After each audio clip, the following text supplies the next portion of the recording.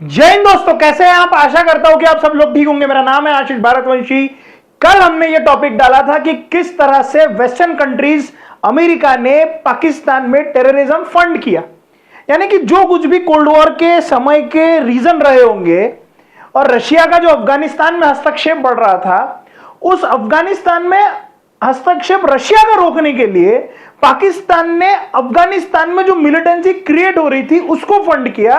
उनको ट्रेन करने के लिए पाकिस्तान में मिलिट्री के बेसेस बनाए, ट्रेनिंग ग्रुप्स बनाए और पाकिस्तान ने उसी फंड को, उसी मिलिट्री बेस को, उसी मिलिट्री कैंप को, उसी मिलिटेंट ट्रेनिंग कैंप को दो हिस्सों में बांटा, जिसमें से दो ग्रुप निकले। एक पूर्णतः कश्मीर के ऊपर फोकस करके था, दूसरा अफगानिस्तान के ऊपर फोकस करके था। यह वीडियो मैंने बहुत डिटेल में कल डाला हुआ है, आप कल जाके देख सकते हैं। How western country funded Pakistan to manufacture terrorism. कल का वीडियो, कल ही का वीडियो है, इसके पहले वाला एक। फिर भी एक बार मैं आपको थोड़ा सा बता दूं कि सोवियत रशिया का, यूएसएसआर का अमेरिका के साथ युद्ध हुआ, उस युद्ध को, कोल्ड वॉर जो चल रहा था, कोल्ड वॉर बोल रहा मैं, युद्ध है ना कि कोल्ड वॉर, शीत युद्ध। उस शीत युद्ध के परिणाम में पाकिस्तान में जो आतंकवाद पनपा, वो इस तरह से पनपा कि पाकिस्तान ने यह कहा कि भैया हम तो विक्टिम है, क्योंकि जिस समय पे 9/11 का आक्रमण हुआ तो पाकिस्तान ने कहा कि हां, अलकायदा के खिलाफ, तालिबान के खिलाफ। तो जिस समय पे 9/11 का आक्रमण हुआ था, ओसामा बिन लादेन, इसे तालिबान ने पकड़ के रखा था, तालिबान ने उसे मदद करी थी, आके छुपो बोले अफगानिस्तान में। इसीलिए बाद में 2001 के बाद में अमेरिका ने फुल फ्लेज अटैक तालिबान के ऊपर ही फेंका।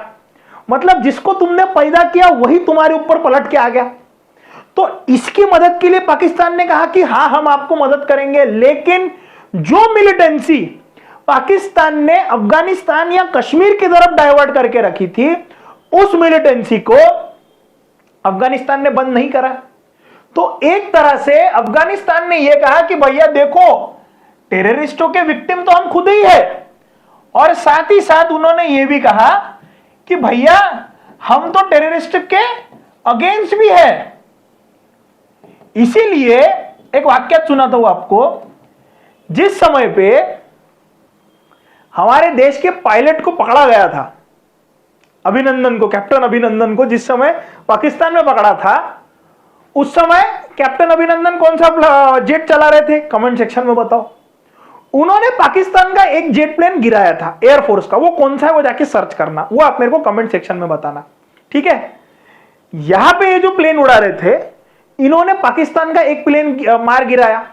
अब हुआ ये था कि वो जो प्लेन है, ये इन्होंने अमेरिका से खरीदा हुआ था, और अमेरिका ने जब खरीदा था तो अमेरिका ने बेचते वक्त ये उन लोगों ने ये क्लॉज साइन करवाया था कि ये प्लेन यदि आप खरीद रहे हो तो इसका उपयोग आप किसी दूसरे कंट्री के साथ वॉर में नहीं कर सकते, इसका इस्तेमाल आप सिर्फ अगेंस्ट द टेररिज्म कर सकते हो। तो इसीलिए इंडिया ने यह क्लेम किया कि भैया हमने जो प्लेन गिराया ना, वो वही प्लेन है जो अमेरिका से खरीदा हुआ था। तो अमेरिका वालों को लगा यार ये तो बहुत गलत हो गया, इसीलिए अमेरिका की पूरी टीम गई और उन्होंने वहां पे जाके जांच की। अब इसमें दो फैक्टर है, आप किसी को सही नहीं मान सकते, क्योंकि बात ऐसी है कि जिस प्लेन को हम इस्तेमाल कर रहे थे वो 1970-80s का प्लेन है। अब उस प्लेन से अगर अमेरिका का इतना एडवांस प्लेन अगर गिरा होगा तो अमेरिका ने आके ये कहा कि कोई नहीं, बोले जितने प्लेन हमने दिए थे सारे के सारे वैसे के वैसे, सारे के सारे बराबर है। अगर इतने पुराने प्लेन से एडवांस प्लेन गिरा होगा तो अमेरिका वाले थोड़ी मानेंगे कि यार गिरा होगा, उनकी बेइज्जती हो जाएंगे ना। और यदि नहीं भी गिरा होगा तो हो सकता है हमने ब्लफ किया, क्योंकि पाकिस्तान की लगनी चाहिए। इसी तरह से हमें समझना होगा कि अब पाकिस्तानी मिलिट्री क्या करती है कि जिस समय कारगिल युद्ध हुआ, वो प्लेन के नाम बताना मेरे को दोनों के दोनों, जिस समय कारगिल युद्ध हुआ, कारगिल युद्ध के वक्त में आप लोगों ने देखा होगा कि मिलिटेंट और पाकिस्तानी मिलिट्री दोनों कंधे से कंधा मिला के लड़ रही थी। इसी से आपको यह समझ में आता है कि मिलिटेंसी या फिर टेररिज्म इन लोगों ने बंद नहीं किया। एक लेटेस्ट एग्जांपल आपने देखा होगा कि वो व्यक्ति रॉफ, अभी जो ऑपरेशन सिंदूर हुआ, उस ऑपरेशन सिंदूर में जो व्यक्ति वहां पे उनके लिए कलमा पढ़ रहा था, उनके लास्ट रिचुअल में सारे आतंकवादियों के, पाकिस्तान की मिलिट्री का चीफ चौधरी वो कहता है कि भाई अरे वो तो साधारण आदमी है, 3 बेटी है उसको, कॉमन मैन है वो आदमी पूरे, हम कल पढ़ेंगे उसके बारे में कि कौन से टेररिस्ट ग्रुप, ये सेकंड पार्ट है, थर्ड पार्ट भी आएगा कि भैया स्पेसिफिकली हम टेररिस्ट ग्रुप पढ़ेंगे, जैसे मोहम्मद, लश्कर ए तौबा कब चालू हुआ, किसने चालू किया, कैसे चालू किया, ये कल पढ़ेंगे।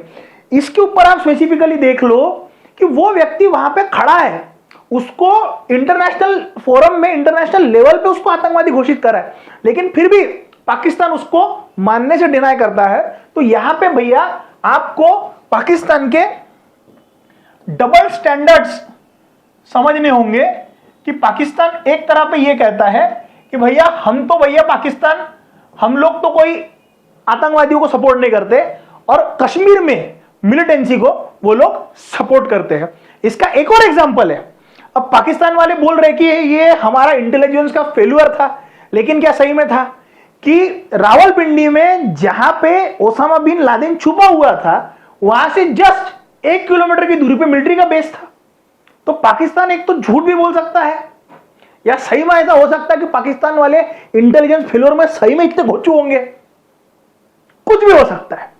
अभी देखिए हम ये समझते हैं कि इन सारे कैंप्स के लोकेशन कहां पे, तो इन लोकेशंस में आपको समझेगा कि जो नॉर्दर्न पाकिस्तान है, जहां पे एक पहाड़ों का रीजन मिलता है, पहाड़ों का रीजन मिलने की वजह से इन लोगों को बहुत डायरेक्टली बेनिफिट मिलता है उन सब चीजों का। यहां पे खैबर पख्तूनख्वा या फिर पीओके या फिर ट्राइबल एरियाज, यहां पे इन लोगों को छुपने के लिए अच्छी जगह मिलती है। अब ऐसा जरूरी नहीं है कि ये चीजें सब छुप छुप के हो रही है, ये आईएसआई, उनकी पाकिस्तानी मिलिट्री को सारी चीजें पता है, लेकिन टेरेन ऐसा होने की वजह से उन लोगों की ट्रेनिंग वैसी होती है। इसका एक सटीक एग्जांपल अगर देना जाए तो बालाकोट का जिस समय पे हमने एयर स्ट्राइक किया था खैबर पख्तूनख्वा में, उस एयर स्ट्राइक के बाद में वहां पे डायरेक्टली 300 लोगों को सैटेलाइट इमेजेस से पता चला था कि वहां पे ट्रेनिंग कैंप्स है, वहां पे ट्रेनिंग किया जाता है, ट्रेनिंग दिया जाता है, इसीलिए बालाकोट में घुस के वहां पे अटैक किया गया। दूसरी चीज, आप यदि बलोच में जाओगे तो बलोच में क्वेटा और मस्तांग में तालिबान के डायरेक्ट आउटफिट है, उसमें एक रिलीजियस इनका एक आउटफिट है जिसको ये लोग कहते हैं लश्कर जांगवी, लश्कर जांगवी, जानवी कपूर नहीं, लश्कर जांगवी, ये तालिबान का एक तरह से एक्सट्रीमिस्ट रिलीजियस आउटफिट है। वैसे ये सारी है, लेकिन इनका स्पेशली काम क्या है लश्कर जांगवी का, लश्कर जांगवी स्पेसिफिकली बलूच की एरिया में या दूसरी एरिया में शिया लोगों को, हिंदुओं को या फिर स्पेसिफिकली नॉन मुस्लिम्स को पकड़ के टारगेट करके मारना, ये लश्कर जांगवी का काम है, ये स्पेसिफिकली होता है वहां पे।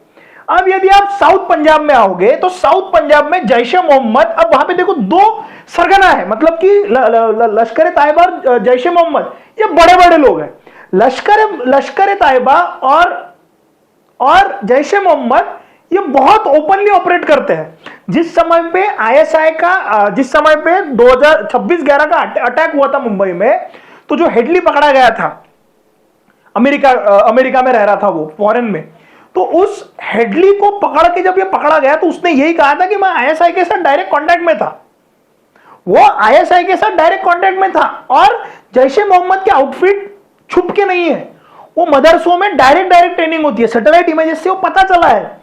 जैसे कि रिलीजियस ट्रेनिंग, जिहादी माइंडसेट बनाना, फिजिकल ट्रेनिंग या कॉम्बैट ट्रेनिंग, ये डायरेक्ट वहां पे कराई जाती है, इसके लिए अलग से नहीं जाना पड़ता।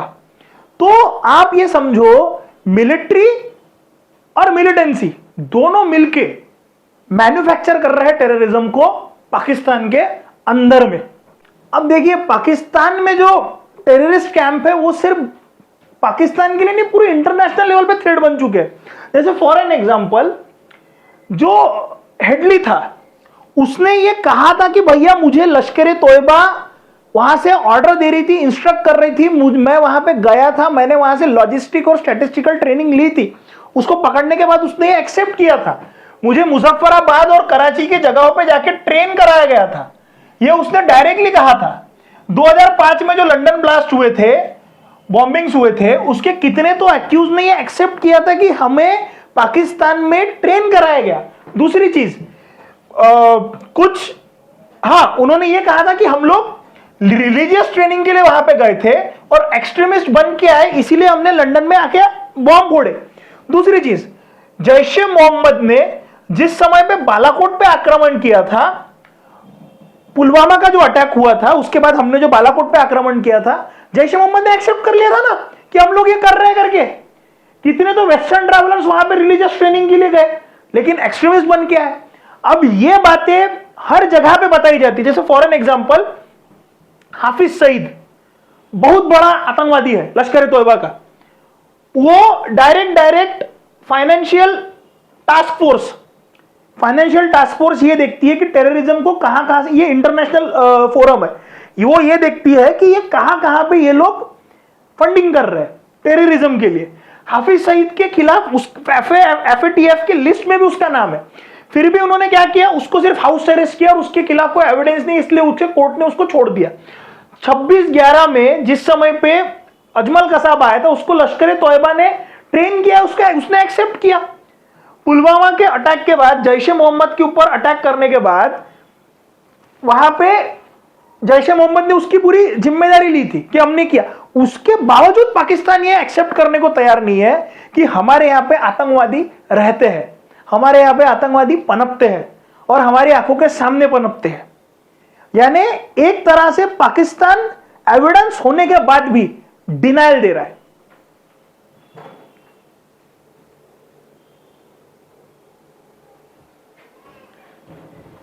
अब इन सब में आईएसआई का हाथ कैसे, ये समझो कि 1948 में जिस समय पे आईएसआई का फॉर्मेशन हुआ, आईएसआई को मिलिट्री के लिए स्ट्रेटेजी बनाने के लिए, जो प्रॉक्सी वॉर छोटे छोटे कंट्रीज में चलते हैं उसको हैंडल करने के लिए आईएसआई बनाया गया। समय के साथ पाकिस्तान का संविधान 5 बार चेंज हुआ है भाऊ, और पाकिस्तानी मिलिट्री ने कू करा है, मतलब पाकिस्तानी मिलिट्री ने तख्ता पलट करा है। इसीलिए समय के साथ आईएसआई इतना स्ट्रांग हो गया कि आप देखो, जब जब भारत का और पाकिस्तान का अच्छा संबंध बनने वाला होता है, आईएसआई या मिलिट्री या पाकिस्तान वाले तमाशे करते। यानी कि जिस समय पे समझौता एक्सप्रेस चली थी अटल बिहारी वाजपेयी जी के समय पे, उस समय पे उन्होंने आक्रमण किया था, कारगिल का वॉर छुड़ गया था। जिस समय पे 2008 के पहले हमारे पाकिस्तान के साथ अच्छे रिलेशन बन रहे थे, 26/11 का अटैक हुआ था। ये इसीलिए होता है क्योंकि मिलिट्री के लिए एक अच्छा खासा हेवी बजट पास ऑन होता है। यदि हमारे संबंध अच्छे हो गए तो मिलिट्री के ऊपर इतना खर्चा नहीं होगा ना, हमें डिमिलिटराइज करने पड़ेंगे एरियाज, मिलिट्री करेगी क्या? इसीलिए इसका जिम्मा आईएसआई ने उठाया, और आईएसआई ने क्या किया, अपने साथ में कट्टरवादी लोगों को भी भरा।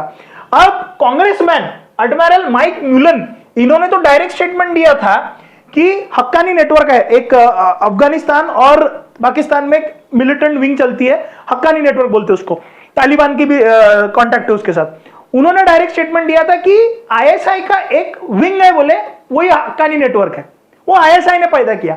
हेडली ने डायरेक्ट बताया था कि जिस समय पे मैंने 26/11 का अटैक किया, मैं आईएसआई वालों के साथ में डायरेक्ट कांटेक्ट में था, ये हेडली ने खुद बताया, खुद कन्फेस किया। साथ ही साथ काबुल में जिस समय पे यूएस के एम्बेसी के ऊपर अटैक हुआ, वजीरिस्तान में ट्रेन मिलिटेंट अटैक जो किया, वो आईएसआई की निगरानी में सारे ट्रेन हुए थे। ये भी यूएस, यूके और अलग अलग एजेंसीज ने उनके ऊपर दावे ठोके हैं, लेकिन पाकिस्तान इसको एक्सेप्ट करने से डिनाई कर देता है। अब इस बात को समझो कि पाकिस्तान जो ये आतंकवादी पाल के रखा है, आतंकवादी पाल के उनके जियोपॉलिटिकल फायदे हैं भाऊ। पाकिस्तान वो छमिया है जिसको पता है कि जब वो नाचेंगी तो पैसा मिलेगा, भले इज्जत जाएंगी। ध्यान समझना मैं क्या बोल रहा हूं, वो छमिया है जो नाचेंगी तो पैसा मिलेगा, भले इज्जत जाएंगी, वो कपड़े निकालने को तैयार है।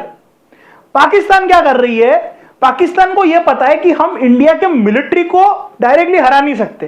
पाकिस्तान ने भारत को अपना दुश्मन मान लिया है, वो हेट ही करती है। कश्मीर का इशू है, अब इसीलिए पाकिस्तान ने क्या किया, पाकिस्तान ने चाइना को पास में किया और उसने ये कहा कि हम इंडिया को उलझा के रखेंगे। यदि गलती से कराची में ऐसी सरकार आ गई कि जो पाकिस्तान इंडिया के बहुत पास में चली गई, उससे चाइना को फायदा नहीं मिलेगा। इसीलिए चाइना भी डायरेक्टली स्पॉन्सर करता है वहां के आतंकवादियों को। इसीलिए जो पुलवामा का अटैक हुआ था, पहलगाम का जो आक्रमण हुआ था, उसमें मैंने बताया था कि किस तरह से वो जो सैटेलाइट फोन मिले थे वो चाइनीज स्पॉन्सर्ड थे, वो जो मिलिट्री के लिए बनाए थे, वो सारी चीजें मैं बता चुका हूं। इससे आपको यह समझ में आएगा कि चाइना का डायरेक्ट इन्वेस्टमेंट है, चाइना पाकिस्तान इकोनॉमिक कॉरिडोर जो पीओके से जाता है, तो पाकिस्तान को वो चाहिए। पाकिस्तान को वो चाहिए तो वो मिलिट्री टू मिलिट्री इंडिया से डायरेक्ट युद्ध नहीं कर सकती, तो इंटरनल इश्यूज में, चीजों में उनको उलझा के रखो, कश्मीर के थ्रू मिलिटेंसी फैलाओ और इंटरनेशनल मुद्दे पे ये उठाओ कि देखो ये कश्मीर के जो लोग हैं ये मिलिटेंट नहीं है, ये क्रांतिकारी है जो अपने युद्ध के लिए, अपने हक के लिए लड़ रहे हैं। इसीलिए पीओके में डायरेक्टली इंडिया घुस नहीं पा रहा, इंटरनेशनल लेवल पे भी दबाव चले जाएगा। अमेरिका भी बदमाश है ना, अमेरिका क्या कर रहा है, अमेरिका को शस्त्र बेचने हैं, आतंकवाद से लड़ना है, जेट देंगे तुमको, ये देंगे तुमको, उसको अपनी चीजें करनी है।